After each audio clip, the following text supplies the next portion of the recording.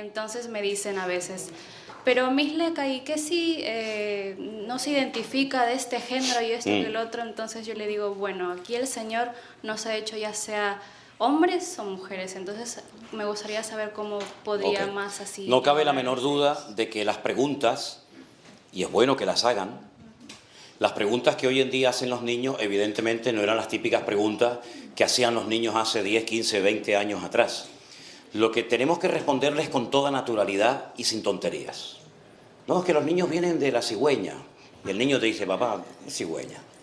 Entonces, primero, no sorprendernos por las preguntas que van a hacer los niños, porque claro, des en cuenta que la educación que reciben los niños en la escuela hoy en día no es la educación que nosotros nos dieron. Entonces, claro, se produce un dilema. Tengo un amigo mío que vive en Tel Aviv, en Israel, y su hijo le dijo, papá, en ese momento el niño tendría 7, 8 años, le dice, papá, mi mejor amigo tiene 2 papás. Y el padre le dijo, no, hijo, tu amiguito tendrá papá y mamá. Y dice que no, que tiene 2 papás. Entonces, bueno, ahí se produjo una especie de lucha, ¿no?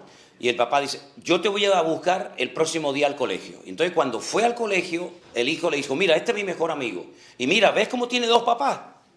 Porque el papá estaba con otro tipo. Entonces, ¿cómo le va a decir el padre? No, no, no tiene 2 papás. Y el niño dice, pero tú no ves que son 2 tipos, tú no ves que son 2 papás. Entonces, primero, las preguntas que los niños van a hacer hoy en día son preguntas que uno, primeramente, no tiene por qué sorprenderse, porque estamos viviendo en otra generación, en otra época, donde se recibe otra educación y donde tanto ha cambiado las cosas. No responder con ira, ni con enojo, sino vamos a ver, mira, todo en la vida se divide en géneros. Y tú le sacas un pelo, un trozo de piel, trozo de piel muerta incluso a cualquier ser vivo, y automáticamente te dice si es macho o es hembra. Es verdad que en el mundo de la microbiología hay seres hermafroditas, ¿de acuerdo? Son macho y hembra. Incluso hay seres que el que para es el macho y no la hembra. Menos mal que eso no nos toca a nosotros, porque si no yo me muero, ¿no? Pero en la raza humana, en los mamíferos, hay género masculino y femenino. La enseñanza de que hay un tercer género o un género neutro, eso no se puede demostrar científicamente. A mí me hace mucha gracia porque recurren a los argumentos científicos cuando les interesa y cuando no, pues dicen, no, porque es así, ¿no? Pero yo quiero que usted me traiga aquí un día delante de mí a un macho, a una hembra y a un no sé qué. No te lo van a poder demostrar nunca en la vida, no te lo pueden demostrar, simplemente son cosas que se repiten y se enseñan y se inculcan, ¿verdad? Con toda esta ideología nueva que está generando en el mundo. Pero si nosotros recurrimos a la palabra de Dios como cristianos, la Biblia nos habla de 2 géneros, macho y hembra, varón y hembra. Dice la Biblia que Dios lo creó así. Y en el mundo es lo que existe, en el mundo es lo que existe. Ahora, el día que la ciencia médica presente a un tercer género, las cosas van a cambiar. Pero es que no lo van a poder hacer nunca, porque eso es rotundamente falso. Entonces, una mentira no se convierte en verdad por más que la repitas. Entonces, si al niño le enseñan en la escuela, no, hay un tercer género, eso es mentira. Y yo le diría al niño, dígale al maestro que se lo demuestre científicamente. No porque un filósofo o no sé quién dijo esto o aquello, no, demuéstremelo científicamente. Y ahí se acabó la conversación, porque no te lo van a poder demostrar científicamente. Pero responderle con argumentos, ¿verdad? No decir, niño, no preguntes eso, porque entonces el niño se cierra y en vez de preguntarle a papá o a mamá, se lo va a preguntar al de la esquina y le va a decir algo completamente diferente a lo que tú le enseñas. Entonces, que el niño tenga la libertad de preguntar lo que quiera, porque a quien tienen que preguntar los hijos es a sus padres. Y hay de los padres que hayan perdido ese vínculo con el hijo, que ya el hijo ni siquiera se atreve a decirle a papá, mira que me está pasando esto, o mira papá que me dijeron esto otro. Eso sería una tragedia, que tus hijos pierdan la confianza y que tengan más que respeto, miedo. Eso jamás.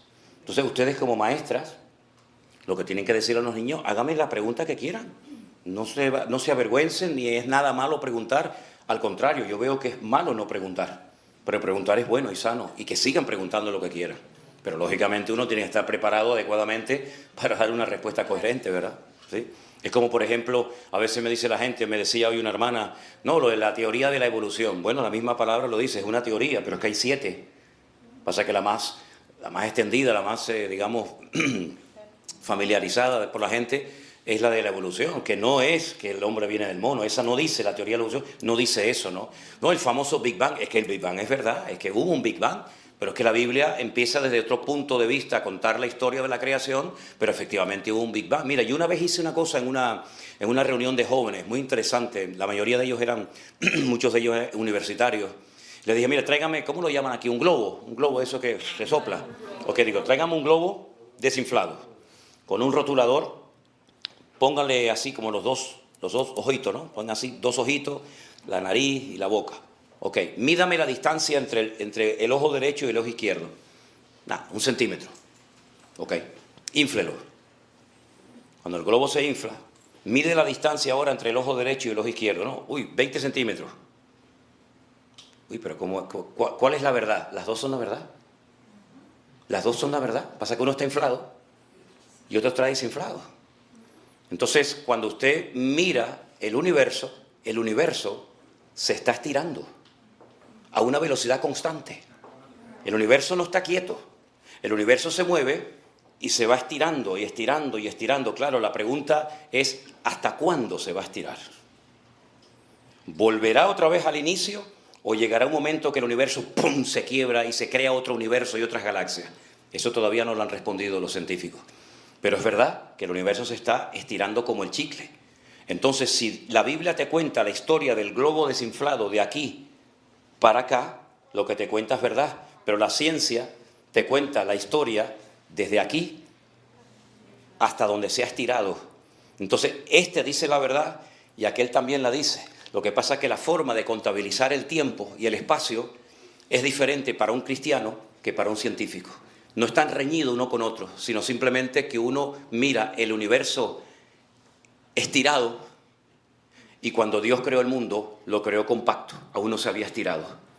Pero la creación, todo lo que Dios ha creado se ha ido no evolucionando, se ha ido como estirando y entonces, claro, las formas de medición son diferentes, pero los dos tienen la razón. Y muchas veces ese tipo de argumentos la gente no lo sabe. No, es que la Biblia dice, sí, pero es que la Biblia dice otra cosa. Es que los dos tienen la razón y no tienen por qué pelearse el uno con el otro, sino simplemente es cuestión de con qué vara de medir vamos a medir la cuestión, con pulgadas o con centímetros, ¿verdad? ¿Ok? ¿Alguien tiene alguna preguntita? Sería bueno que viniera aquí y la hiciera al micrófono, porque como la estamos grabando, queremos que esto quede grabado. Hermana, venga para acá. ¿Cuál es su pregunta? Mi pregunta es sobre el bautismo. Ajá. Por ejemplo, yo no he podido bautizar ahora porque no tengo el tiempo necesario. Entonces, en un caso de emergencia, como en la otra iglesia se hacía que cualquiera podía bautizar en un caso de emergencia, en este caso, ¿cómo sería? ¿A qué iglesia se refiere? A católica. Es que nosotros no estamos en la iglesia católica. No, por eso en esa iglesia se decía que en caso de una emergencia de muerte, digamos, cualquiera podía bautizar a la otra persona, la enferma. Pero en este caso, si uno está enfermo con peligro de muerte y no me he bautizado, ¿qué pasa? ¿Qué pasa? Nada. Pero no ¿Usted se va a morir? Pues supongamos. No, mire, hermana, escúcheme una cosa, vamos a ser serios. El ladrón en la cruz no se bautizó. Ajá. Y el Señor Jesucristo le dijo, hoy estarás conmigo en el paraíso. Sí. A usted no le va a salvar o condenar el bautizarse o no el bautizarse. Okay. El bautizarse es simplemente un testimonio público de que usted ha recibido a Cristo y que va en serio con el Señor. Ajá. Pero en la iglesia esta, como me imagino que en todas, hay unas normas, hay unos tiempos. Entonces yo a usted la acabo de conocer ahora. Sí. Usted lleva 3 días en esto, como quien dice. Entonces déjeme que la conozca, déjeme ver de la pata que cojea. Y cuando yo tenga en mi corazón que ha llegado su tiempo, usted se va a bautizar. Pero si usted se muere hoy, que Dios no lo quiera, pues no se preocupe que usted va a la presencia del Señor. Okay. ¿Verdad? Así que no se preocupe. Y nosotros no bautizamos por casos de emergencia. No existe un bautismo de emergencia. ¿Verdad? Entonces bautizamos cuando llega el momento, pero no se preocupe, hermano. Estamos preparados. Claro. ¿Usted ya aceptó al Señor como su Señor Salvador personal? Pues ya está, mija. Disfrute de la vida. Disfrute de la vida. No se haga problema con eso. Okay. No se haga problema. Listo, gracias. Por nada, mi hermana querida. Dios le bendiga, Beatriz. Primera en Apocalipsis, donde dice cuando un... La Biblia mía, Daniel, si está por ahí, si eres tan amable. Perdón, siga, siga. Cuando vamos a trabajar todo el día por un denario y dice, pero no toques el olivo y el aceite. ¿Quién es el olivo y el aceite? El olivo y el aceite. Es decir, la botánica y la fauna bíblica es bueno conocerla. Porque uno de los grandes defectos que yo veo mucha gente cuando interpreta cosas de la Biblia es que las interpreta desde el país que vive o desde la cultura o la idiosincrasia en la cual se ha criado, ¿no? Entonces, por ejemplo, en toda la cuenca mediterránea, donde nosotros vivimos, los olivos están a la orden del día, están por todos lados, ¿verdad? Es el oro líquido, ¿verdad?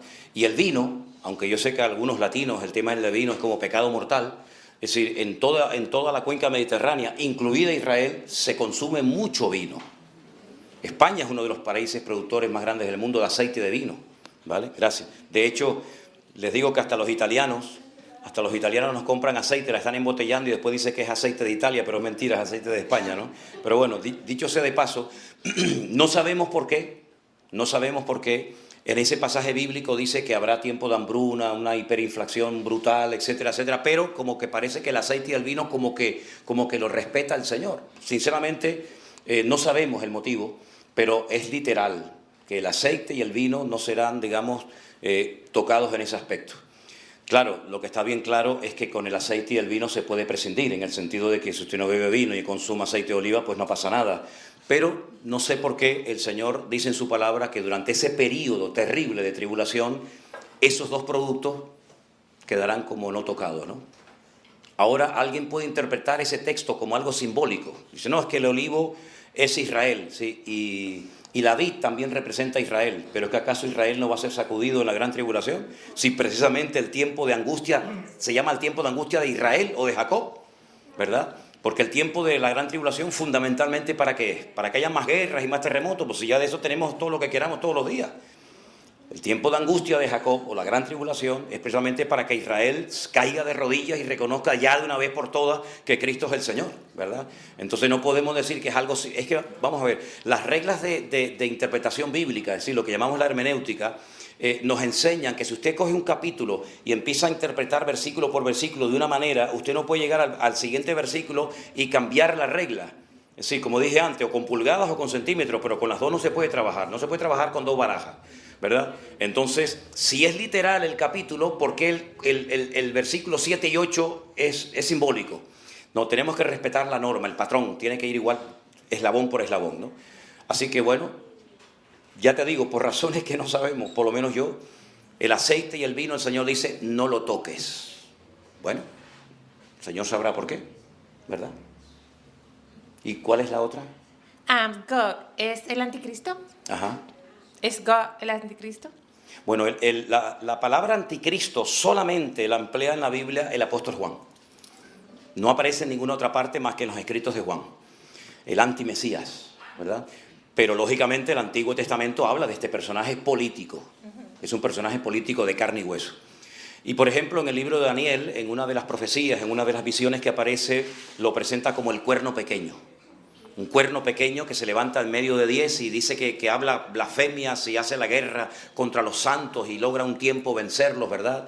Después, por ejemplo, Pablo en la carta a los tesalonicenses lo llama el hombre de pecado, el inicuo, el hijo de perdición. Está hablando de la misma persona. Lo que pasa es que el nombre define, digamos, la característica o la función de dicha persona. Es como, por ejemplo, ¿cuántos nombres recibe Cristo en la Biblia? Madre mía, cientos. El león de la tribu de Judá, el alfa y el omega, el príncipe de paz, el admirable, el consejero. Pero estamos hablando de la misma persona. Pero cada título te revela parte de su esencia o de su naturaleza. El Espíritu Santo, madre mía, espíritu de vida, espíritu de adopción, consolador, espíritu de gracia, espíritu de... Es lo mismo, pero con diferentes términos para que conozcamos un poco la esencia de lo que estamos hablando. Entonces, anticristo es alguien que se opone al Mesías. Pero ese título o ese nombre solamente se lo aplica a Juan. Es la misma persona, pero con diferentes nombres, depende del autor, depende de la persona. Ahora, hablan de God. God es un personaje que, según las profecías del libro de Ezequiel, es un personaje que viene del norte, ¿vale? De los confines. De los confines de la tierra. Pero no viene por su propia cuenta, sino que el Señor dice que lo agarra de aquí. Lo agarra de aquí y dice, te voy a traer aquí a mi tierra y aquí te voy a probar, y aquí te voy a demostrar quién soy yo. Si no es que el anticristo dice, voy a atacar a Israel. No, tú vas a atacar a Israel cuando yo te diga. Y tú vas a entrar en mi tierra cuando yo quiera que entre. Y si no, no vas a entrar. ¿Vale? Entonces, God, en el judaísmo, es ese que nosotros llamamos en el Nuevo Testamento el anticristo. Ellos lo llaman God. O el asirio, que también lo llaman otros personajes el asirio, ¿verdad? Porque viene algunos dicen que viene con una confederación enorme de naciones procedentes del norte. God, Magog, Mesed y Tubal, ¿no? Esos nombres aparecen en el libro del Génesis, son descendientes de Noé y toda esta gente, ¿verdad? Así que God puede ser una referencia al mismo personaje del cual estamos hablando. ¿Ok? ¿Puedo seguir? Claro. Ok, yo soy nueva en todo esto y estoy aprendiendo con todo. Fantástico, gloria a Dios, Okay. qué maravilla, qué maravilla. Entonces, una de las señales de los últimos tiempos será cuando la palabra del Señor llegue a los confines del mundo, ¿right? Sí, es una de las señales, sí. ¿Cómo podemos darnos cuenta de que ya todo el mundo sabe y conoce a Dios? Bueno, el mismo versículo te da la respuesta. Y cuando este evangelio sea predicado en todas las naciones de la tierra, entonces vendrá el fin. Por lo tanto, se ve que faltan todavía lugares por alcanzar para Cristo porque aún no ha llegado el fin. Ok, entonces ya esto es una pregunta, un advice, un consejo. ¿Un qué? Un consejo. ¿Un consejo? Para mí. Ah, ¿para usted? Sí. Ah, ¿te lo das tú mismo? No, me lo va a dar usted. Ah, yo te lo doy. Ah, no, pensaba que se lo iba a dar ella misma, ¿no? Vale, dime, perdón. Ok. No sé a veces cómo vivir, porque uno peca aunque sea de pensamiento. Ajá. Entonces a veces no sé, porque como quiero no todos los días está pecando, entonces quiero dejar de pecar, pero no puedo dejar de pecar. ¿Te puedo hacer una pregunta? ¿Te puedo hacer una pregunta? Sí. ¿Tú serías capaz de estar una semana entera sin pecar? No. No, vale, ok. Ni un día. No, espera, déjame. Los tiempos y las ocasiones las pongo yo. 3 días. Es que hasta de pensamiento, a veces... No, ok. ¿Un día? Complicado, dame. Una pregunta, ¿y un minuto? Ay. ¿Sí? 30 segundos, ¿qué le parece? Un minuto. Pues vive la vida minuto a minuto.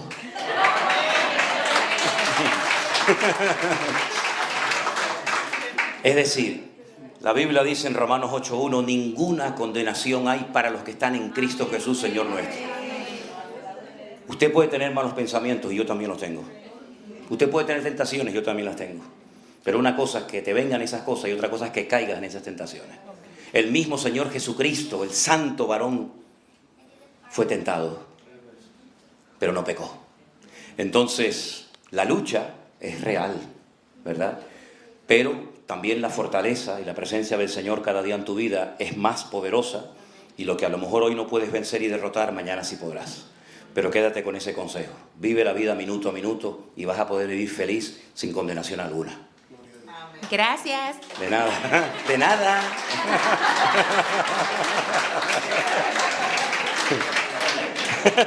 Dígame. Buenas tardes a todos. Buenas tardes. Pastor, en el Salmo 23, el versículo 5, dice, aderezas mesa delante de mí en presencia de mis angustiadores. Unges mi cabeza con aceite. Ahí me quedo. Yo estoy en la mesa de ventas y me llamó la atención que algunas personas venían a la mesa y nos preguntaban si traíamos aceite ungido. Ajá. ¿Cuál es ese aceite ungido? Usted nos ha hecho una historia de por qué la semejanza del pastor con sus ovejas y el aceite que unge el Señor, pero ¿un aceite ungido alguien lo fabrica o es una mala información? Bueno, es miren, una pregunta que No, está muy bien, está muy interesante la pregunta.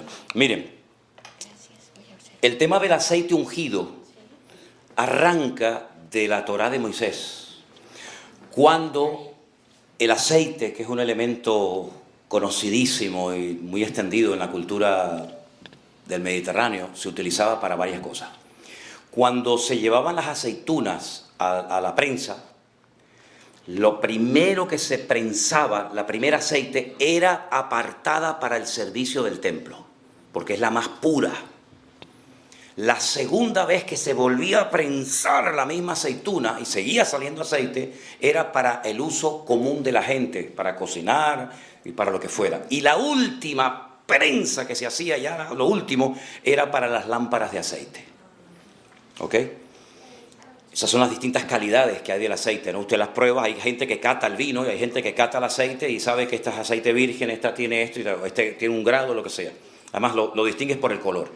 Ahora, el aceite que se utilizaba para ungir a los profetas, a los reyes, a los sumos sacerdotes, o aparte del mobiliario del tabernáculo y posteriormente del templo, era un aceite especial, que no se podía utilizar para otros usos más que para ese. Era un aceite santo, un aceite, bueno, consagrado solamente para el Señor. Solamente en el Nuevo Testamento hay un autor que habla de utilizar aceite para casos puntuales, para ungir enfermos, que es Santiago.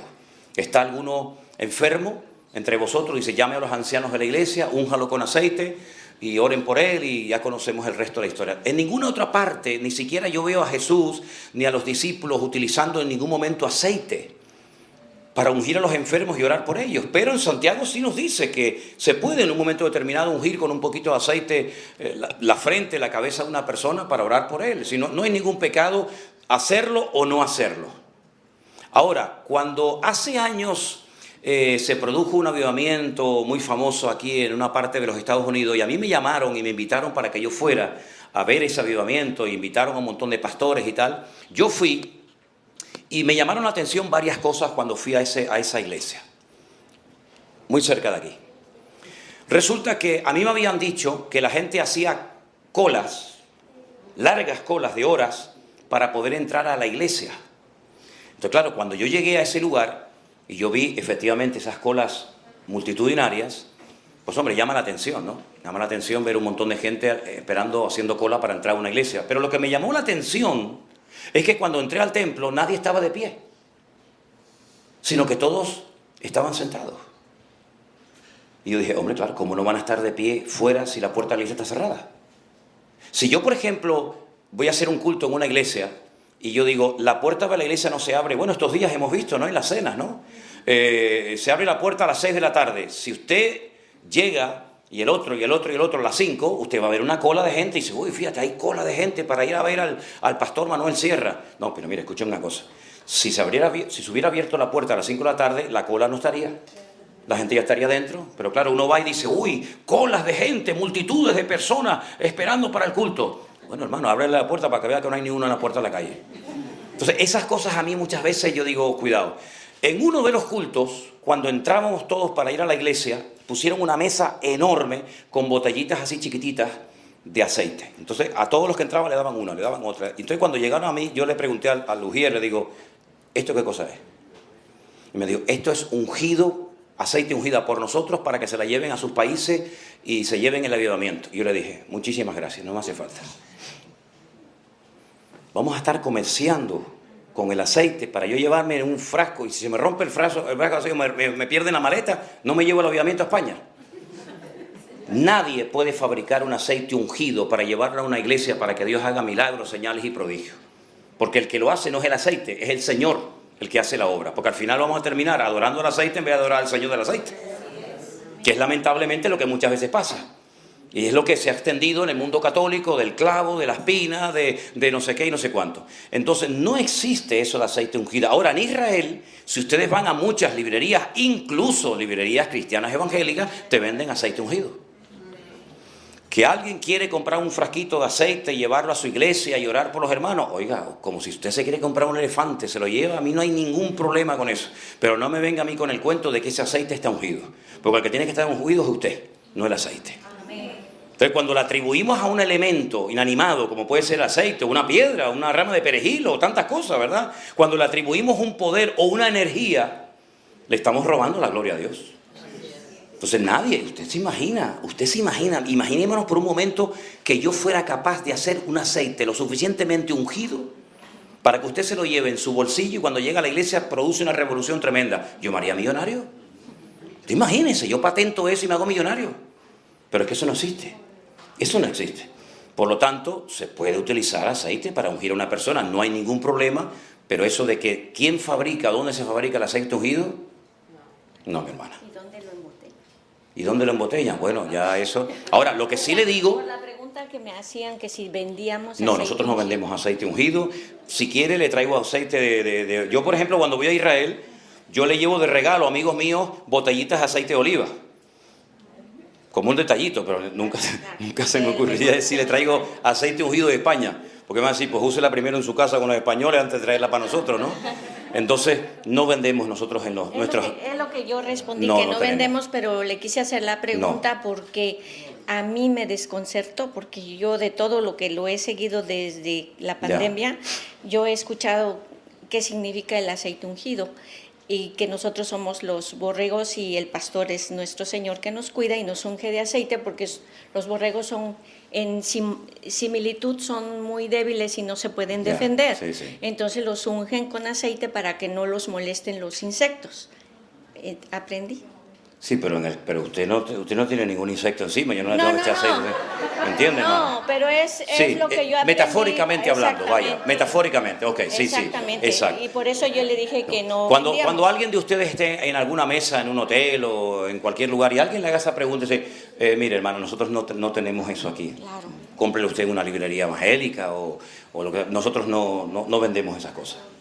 Otra Le puedo vez. vender una tacita, le puedo vender una camisetita, pero ya aceite ungido no entramos en eso. ¿Sí? ¿Porque le pasó a usted en estos días eso? Sí. Sí, ¿y usted Sí, qué fue respondía? que nosotros no vendemos, pero Ok, me perfecto. quedé sorprendida y obviamente, pero tenemos llaveros, plumas, obviamente. Por eso se acabó todo a la venta. Claro. Vendimos todo, gracias Sí, a bueno, Dios. yo sé que, de hecho a mí me han pedido, hermanos, por favor tráigame aceite ungido de Israel. A mí me han pedido eso. Hermano, aceite ungido de Israel. ¿Y qué pasa? Que el aceite que tenemos en casa, pero es atribuirle a cosas lo que usted le quiera atribuir. El aceite no deja de ser aceite. Dios no derrama aceite no derrama unción sobre aceite, derrama unción sobre su vida. De hecho, David dice, mi cabeza está rebosando, mi copa está rebosando, ¿no? Eso. Esa es otra pregunta que le quiero hacer. Era su comunión con el Señor, su relación con Dios era tan bonita que rebosaba de gozo y de alegría, pero no porque el Señor le mandara un litro de aceite encima. Yo me acuerdo que a una iglesia que yo pastoreé hace muchos años vino un evangelista que vivía aquí en California, y él pedía que cuando lo invitáramos, claro, yo en aquel momento era medio ignorante también, y bueno, después ya pedí perdón al Señor, pero él pedía aceites de litro y medio de aceite de oliva, y entonces él llamaba a la gente adelante, y desde a la plataforma, que era una plataforma alta porque era un cine, él agarraba, y no era una gotita, aquello te bañaba, hermano, y hacía así, y claro, la gente hacía, pues claro, te caía así todo el aceite, y yo digo, pero ¿qué cosa es esto? Ahí sí que yo puedo decir qué desperdicio. Ahí sí que era un desperdicio. Pero la gente a veces por ignorancia entra en esas cosas, ¿no? Pero no vendemos aceite ungido, hermana. ¿Puedo hacerle otra pregunta? Sí, cómo no. En Juan 5:28 dice, no se sorprendan tanto. Ciertamente ya se acerca el tiempo en que todos los que están en las tumbas oirán la voz del Hijo de Dios. Mi pregunta es, con esto de la pandemia hubo mucha gente que por causas de fuerza mayor, aunque la gente o los familiares no estuvieran de acuerdo, los cremaron. Entonces mi pregunta es, ¿qué pasa con...? Yo sé que Dios es todopoderoso, pero quiero que por favor me explique. Dice, y se levantarán de las tumbas. En 5:29 dice, y los que hicieron lo bueno saldrán a resurrección de vida, mas los que hicieron lo malo a resurrección de condenación. Mi pregunta es, ¿cómo se levantarán los que fueron enterrados en cuerpo? ¿Y los cremados? Bueno, mire, cuando usted entierra a una persona, usted va al año y ahí no hay nada. Ahí hay polvo. No hay nada. Los huesos probablemente, pero los huesos también se terminan convirtiendo en polvo. Y los que murieron en una explosión, en un accidente aéreo, y los que los arrojaron a lo profundo de la mar, y los que pisaron una granada en un campo de batalla y salieron sus pedazos en 30.000 pedazos, Entonces, esa respuesta o esa pregunta de cómo resucitarán la explica el apóstol Pablo en 1 Corintios capítulo 15, cuando él dice lo siguiente, en este pasaje que habla de la resurrección de los muertos. Déjeme que le busque concretamente el texto. Dice, porque algunos preguntan, ¿cómo resucitarán? Ya esa pregunta se la hicieron hace años, ¿verdad? ¿Cómo resucitarán? ¿Cómo será la resurrección de la muerte? Y Pablo dice, se siembra en corrupción, se resucita en incorrupción. Se siembra en deshonra, se resucita en gloria. Se siembra en debilidad, resucitará en poder. Se siembra cuerpo animal, se resucita cuerpo espiritual. Es decir, la resurrección, independientemente de cómo hayamos sido enterrados o muertos o quemados o lo que sea, se va a producir sí o sí, independientemente del estado de sus huesos, de sus cenizas o de su cuerpo, ¿verdad? Porque ya me dirá usted, cuando vamos a Israel y vamos a visitar la tumba de Samuel, o la tumba del rey David, o la tumba de cualquier otro personaje bíblico, pues si creemos que está ahí todavía en cuerpo, pues imagínese usted, con los siglos y los milenios que han pasado. El cuerpo se descompone, el cuerpo es la cáscara, ¿verdad? Es como, lo importante es el contenido, no el continente. Lo importante es lo que hay dentro, que es el agua. Lo de afuera es plástico. Entonces nosotros tenemos una envoltura que la llamamos cuerpo, que está limitado por espacio y por tiempo. Y este cuerpo se deteriora, se gasta, se muere, pero lo que tenemos dentro es eterno. Dice la Biblia que Él depositó eternidad en nuestros corazones, lo dice en el libro del Eclesiastés.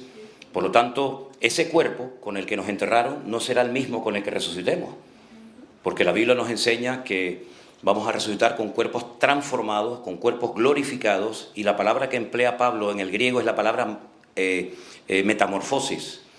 Y el proceso de la metamorfosis, todos saben lo que es cuando un gusano se transforma y sale una mariposa que deja a todos con la boca abierta de la hermosura que es, ¿no? ¿Verdad? Imagínense que fuera al revés, que la mariposa se convierte en gusano. No, es al revés, el gusano se convierte en mariposa. Entonces nuestros cuerpos, por mucho que los honremos y por muy contentos que estemos con ellos, no se van a parecer lo más mínimo a nuestros cuerpos nuevos, que no van a tener ningún tipo de limitación, que podrán soportar una eternidad, que jamás se enfermarán, que jamás se deteriorarán, se te van a perder, ¿verdad?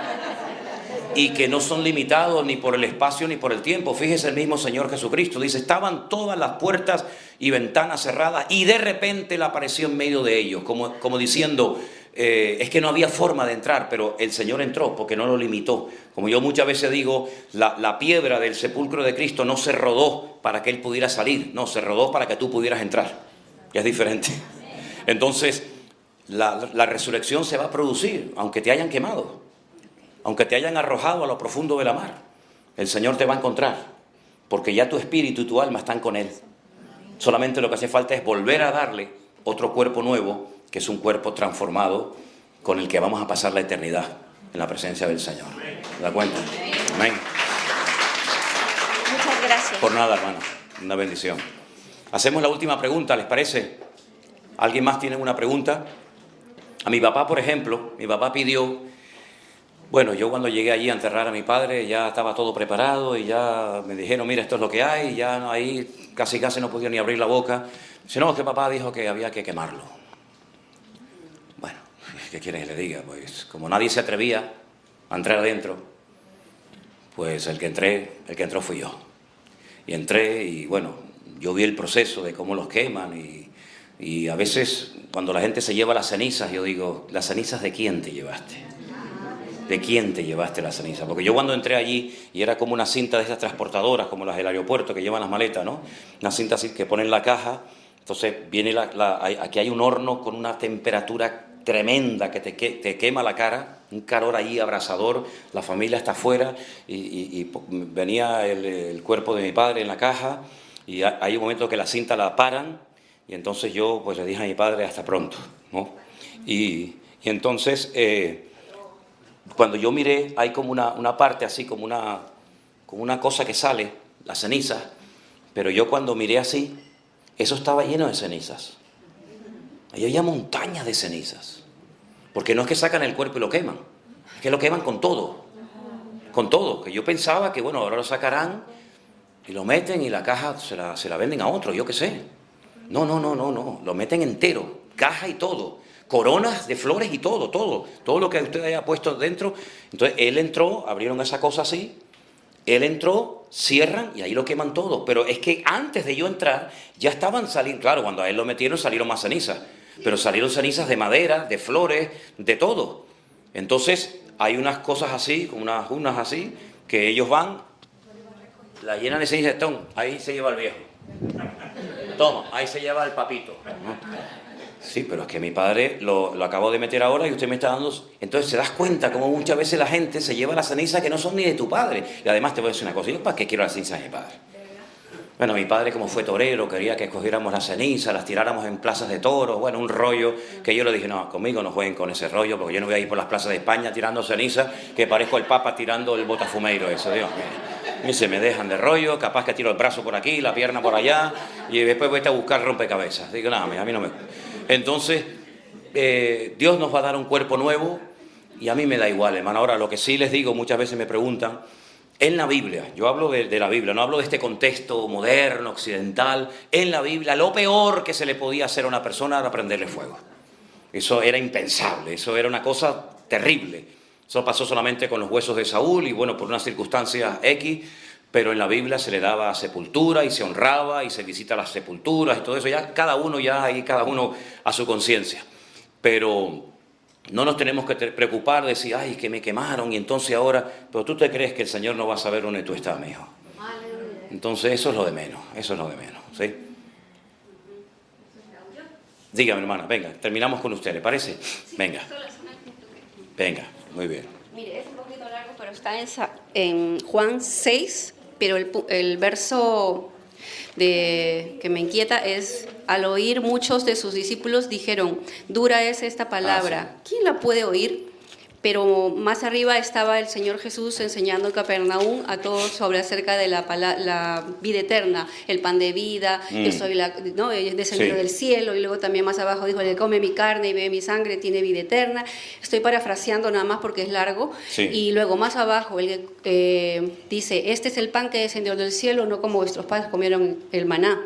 Y así. Entonces, mi pregunta es, esta parte donde dice, dura palabra es esta, ellos contendían, dice, y murmuraban, y esto os ofende, le dijo el Señor. Entonces, ¿a qué se refería eso de la dureza del corazón? ¿Era porque ellos tenían duro el corazón, endurecido, no entendían, o era porque la dureza de su corazón había sido por las palabras que Jesús, que no podían entender que Él era el pan de vida? Claro, y la murmuración también, porque ellos murmuraban mucho. Sí. ¿Esa era la dureza de sus corazones? Bueno, te cuento. La murmuración es una cosa y la dureza del corazón es otra. Son dos cosas diferentes, ¿no? A veces por la dureza del corazón murmuramos, ¿no?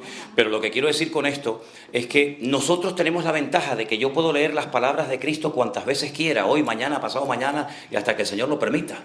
Pero tú ponte en el lugar de los discípulos. Ellos es la primera vez en su vida que están escuchando esto.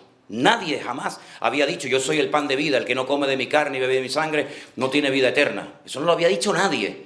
De repente tú eres un discípulo, tú eres un pobre pescador de Galilea y escuchas al Señor diciendo estas palabras. Claro, no tenían diccionarios bíblicos, no tenían Barclay, ni Matthew Henry, ni tenían Google, ni tenían nada de eso, sino eran palabras que las escuchaban ellos por primera vez en la historia, ¿verdad? Y por eso dice la Biblia muchas veces que Jesús les decía, lo que yo les estoy diciendo ahora, no lo van a entender. Lo entenderéis más adelante, lo entenderéis después. Porque en la vida, el conocimiento, la madurez, la fe y tantas cosas van creciendo y van madurando. Si tú no le puedes explicar conceptos de la Biblia a un recién convertido, ¿verdad? ¿Por qué? Porque es un bebé, porque es un niño. Y tiene primeramente una persona que aprender a sumar y después a restar y después a multiplicar y después a dividir, etcétera, etcétera. Por lo tanto, los discípulos estaban en ese momento como niños tiernos, ¿verdad? Y no solamente eso, sino que ellos no eran conscientes de quién tenían delante.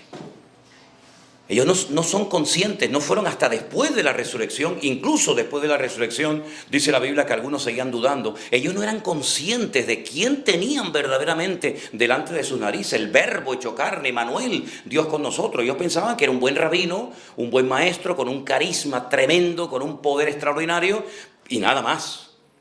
Por eso cuando el Señor dice, una pregunta, por ahí, ¿qué están diciendo de mí? Bueno, unos dicen que eres Juan el Bautista, otros dicen que eres Elías, no sé. Y una pregunta, ¿y yo para ustedes quién soy? Todos se quedaron callados. Pues todavía no lo tenían claro, no sabían. Uy, ¿qué le digo? ¿Será? ¿No será? ¿Me equivocaré? Solamente uno dijo aquello de tú eres el Hijo del Dios viviente, etcétera, etcétera. Por lo tanto, el crecimiento de ellos fue muy paulatino, fue muy lento, ¿verdad? Entonces, claro que tenían problemas de dureza de corazón, claro que tenían problemas de murmuración, no las tenían todas consigo. Y entonces ellos fueron dándose cuenta progresivamente de a quién estaban siguiendo y bajo qué cobertura espiritual se habían puesto ellos en aquel momento. Entonces estas palabras que Cristo está diciendo aquí son palabras muy fuertes. Él está hablando metafóricamente. No es que hay que comerlo, no es que hay que beberlo, ¿verdad? Pues eso es un acto de canibalismo. Y eso es lo que malinterpretó la Iglesia Católica. Cuando en uno de los concilios, uno de los tantos que han tenido, se sacaron de la manga la doctrina de la transustantación, donde ellos creen que cuando el cura bendice el pan, o la sagrada forma, o la hostia, y bendice el cáliz, se convierte automáticamente en cuerpo y sangre de Jesucristo. Yo no sé cuántos de ustedes se acuerdan de cuando comulgábamos, y decían cuerpo de Cristo. No se podía aquello ni tocar, y qué rabia me daba cuando se pegaba arriba, en el cielo de la boca, y tú tenías la tentación de meterte el dedo, y ni se te ocurra, muchacho, meterte el dedo, eso estás loco. Y estabas ahí luchando con ¿verdad? Tremendo. Entonces, claro, los discípulos están escuchando una enseñanza que jamás en la vida ningún profeta, ningún rabino, nadie había dado, y discutían entre ellos, peleaban entre ellos, no las tenían todas consigo. Fue muy poco a poco que ellos fueron entendiendo qué significa ser un seguidor de Jesús, ¿verdad? Date cuenta que hasta peleaban quién va a ser el más grande, porque ellos tenían un concepto completamente diferente al que tenemos nosotros hoy en día de Jesús. Para nosotros Jesús es nuestra autoridad, nuestro rey, etcétera, etcétera. Pero para ellos era una persona que les abría la posibilidad de decir, este nos va a liberar de todos estos desgraciados romanos, vamos a volver a poner a nuestro rey, vamos a volver a recuperar la libertad política de nuestra nación, y estos se van a marchar todos y vamos otra vez a volver a la gloria perdida.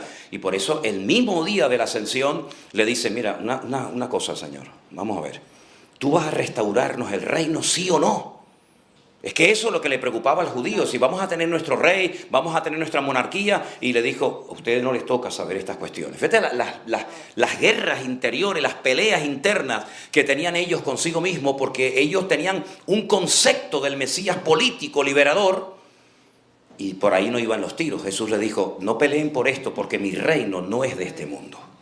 Nosotros vivimos en el mundo, pero no somos de este mundo. Por lo tanto, no estén peleando quién va a ser el mayor, quién va a ser el menor, porque por ahí no van los tiros. Y de hecho, uno de los grandes problemas, lamentablemente, que tiene la nación de Israel es que añoran, y esa añoranza te puede llevar a la muerte y a la depresión, porque añoran recuperar una gloria perdida que nunca van a volver a recuperar, por lo menos de esa manera, teniendo su rey terrenal, teniendo su templo abierto con sus sacrificios.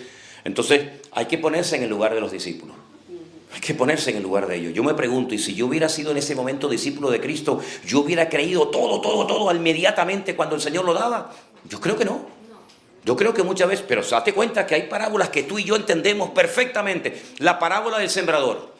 ¿Quién no la entiende? Las 4 formas de reaccionar el corazón humano ante la predicación de la palabra de Dios. Sí, claro, pero los discípulos dicen, ¿nos puedes explicar la parábola? Porque no la entendimos.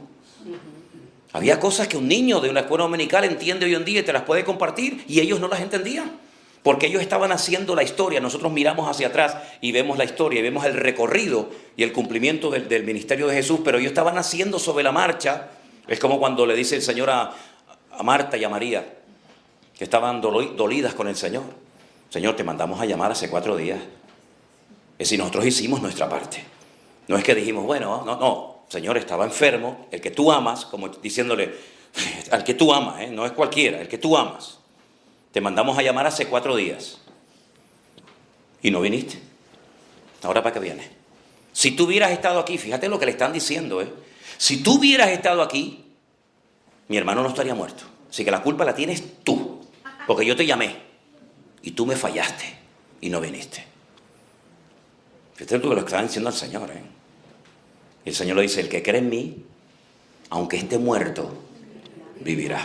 Y le dicen, no, si yo sé que mi hermano va a resucitar, pero En el día postrero, dice, no, es que yo soy la resurrección y la vida, vamos al cementerio. Y entonces le trataban de convencer de que no, deja las cosas como están, porque es que huele, es que la piedra, es que no sé qué, porque ellos tenían un concepto muy religioso, ¿verdad? De hecho, les digo algo, y es triste decirles esto, pero muchísimos judíos están esperando al Mesías, pero ojo, ¿a qué Mesías están esperando? Están esperando a un superhombre, a un superrey David, que cuando venga va a obtener la paz con los palestinos, con el mundo árabe, con todos los vecinos que los odian, ¿verdad? Ellos van a tener paz. ¿Para qué? Para que ahora por fin podamos estudiar la Torá tranquilamente, sin que nadie nos moleste, ni venga un loco que con una metralleta nos mate aquí a 7 o 8, y para que nuestros niños puedan salir a la calle sin peligro. Ese es el Mesías que nos va a venir. Y ese Mesías tendrá que ir todos los días o de vez en cuando al templo a presentar sus correspondientes sacrificios como cualquier otro pecador. Y yo digo, no, pero, perdona, ese no es el Mesías que yo estoy esperando, perdona. Yo no estoy esperando a un Mesías que viene para que usted esté tranquilo, para que esté estudiando la Biblia y nadie le moleste, y que después tendrá que ir al templo a pedir perdón por sus pecados. Yo estoy esperando al Rey de Reyes y Señor de los Señores. Entonces, claro, uno tiene que pensar como ellos pensaban en aquel momento. Por eso las batallas internas que tenían eran brutales, eran tremendas. Pero bueno, gracias al Señor que después aprendieron y gracias a ellos, ¿no? Dice Pablo que sobre los apóstoles y profetas edifiquemos nuestra fe. Pero una cosa es leer la Biblia y mirar para atrás y decir, claro, ahora lo entiendo, sí, pero en aquel momento... Cuando yo voy al monte de las bienaventuranzas y leo las bienaventuranzas y le digo, este mensaje que ustedes se pueden aprender de memoria, los primeros que los escucharon fueron aquellas multitudes. Y tú imagínate, la primera vez que se dice el Padre Nuestro. ¿Quién no se sabe el Padre Nuestro? Cualquiera. Pero es la primera vez en su vida que oían, bienaventurados los pobres en espíritu, porque ellos verán a Dios. Claro, yo lo entiendo y te lo explico, pero ellos decían, ¿y eso qué cosa es? Un pobre en espíritu, y los misericordiosos, y los pacificadores, y Padre Nuestro, y ojo por ojo, pero esa hora no es así, esto es asado. Ellos no tenían tiempo, porque date cuenta que con Cristo aprendías desde que te levantabas hasta que te acostabas. Y estabas todavía pensando, Padre Nuestro que está en los cielos, y de repente viene, no, porque había una higuera y había un hijo que se perdió. Yo aún no entiendo todavía lo de esto y me está explicando todavía otra cosa. Los pobrecitos no daban más, ¿sabes? Pero gracias al Señor, porque al final...